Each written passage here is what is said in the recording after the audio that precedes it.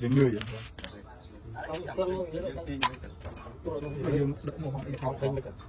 Đừng cho thằng quên ngon lắm.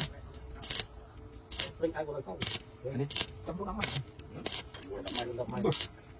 Buôn mày. Nó là có mùi là có mùi. Cà là tiền cái này.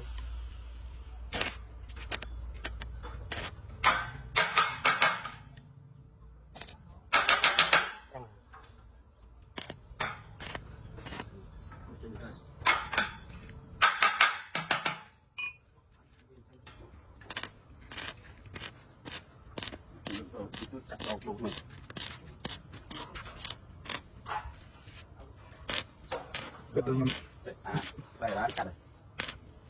Nè.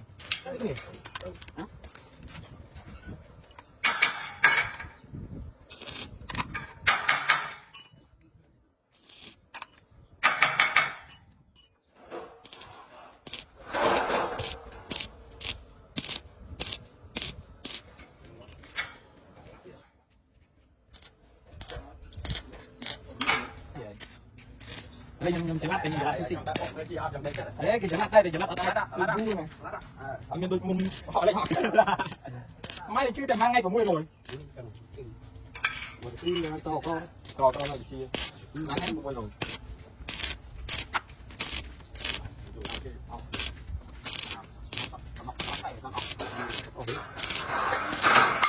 mày cái thằng mới thời là bài nhưng mày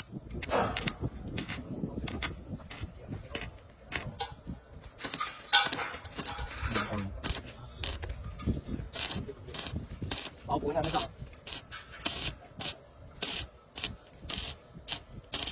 Ini tak tahu, boleh tak tahu. Tak tahu đâu vậy dạ trong đây mình đây kiếm khó khăn mình bãi ô mới được tahu. Làm đó đi. mày mày để tập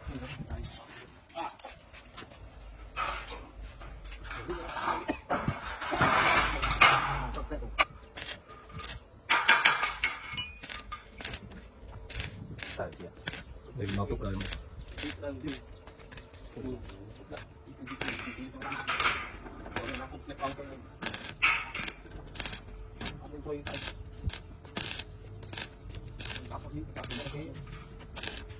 ôi nó đã làm dốc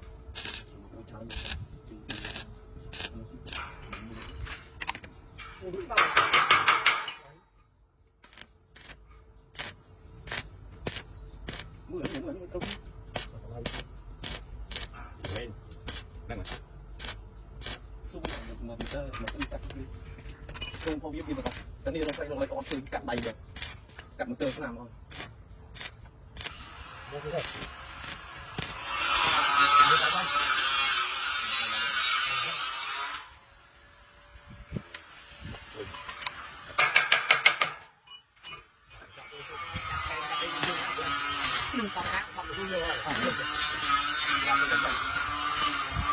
có gì đâu mình có khi mình xin gần chân cái hốt cơ mà hốt bàn nó sắp nhưng hốt gần chân đây là gì hốt gần chân rồi cô gì đó cô đi online cái đồ gì nhỉ mình à